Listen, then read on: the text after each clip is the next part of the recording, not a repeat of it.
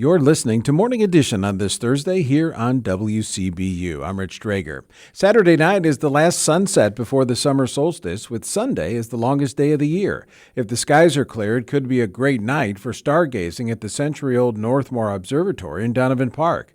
The Peoria Astronomical Society is in its 71st season of hosting public viewings each Saturday from mid-May through October. Society President Dan Sun and Program Chair Chris Schmidt tell WCBU's Joe Deacon what the viewings offer, starting with Schmidt.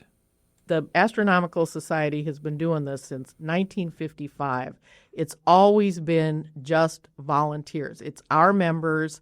It's really a labor of love, and they're what makes it happen, really.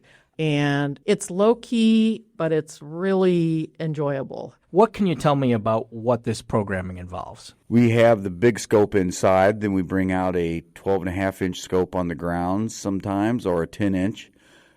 We have a C-Star smart telescope we set on the grounds and let it photograph, and people can see what new technology does. And I like being out there with my little green laser pointer shining around at constellations and objects. Can you give us a little history about the observatory and the Astronomical Society itself? The scope was set up in 1912 for the Illinois Watch Company out of Springfield, big watch company. In 1933, it was sold to Bradley University, and then Bradley University professors found it in the early 50s, and it was given to the Peoria Astronomical Society and Peoria Academy of Science, and they've been using it ever since. Set up in 1955 was when it was opened for public stargazing, when all that area was a cornfield. So now obviously it's on a park district land, and so about how many people can come out to any event? We do the inside the dome, and it's a big telescope, so the dome actually can handle a number of people. And then we've got scopes outside. We also have a pair of binoculars. There's light pollution, but you can still see the Big Dipper and Polaris. The telescope's really great for looking at the moon.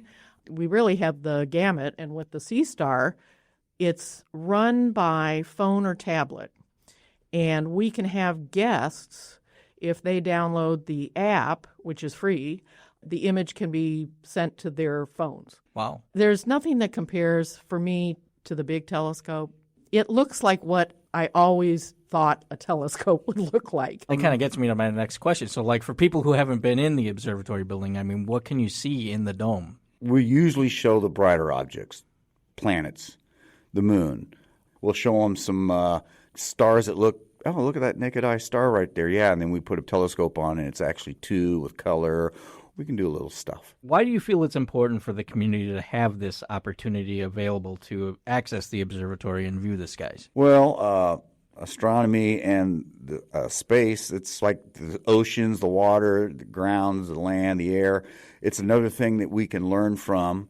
To be able to view it gives you a sense of awe, especially when you use the smart scope. I can show you in 5 minutes a Lagoon Nebula in Saturn, and people are going to go like, really? And then I can show them objects that are bigger than the moon in our night sky.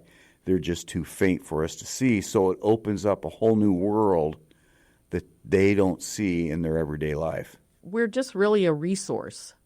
The people who come out, a lot of them say, I never knew this was here. But I haven't really seen anyone who's been disappointed or, it's like, this is not what I thought it would be. We stay as long as there's something to look at, basically, and people really enjoy it, from what I can tell.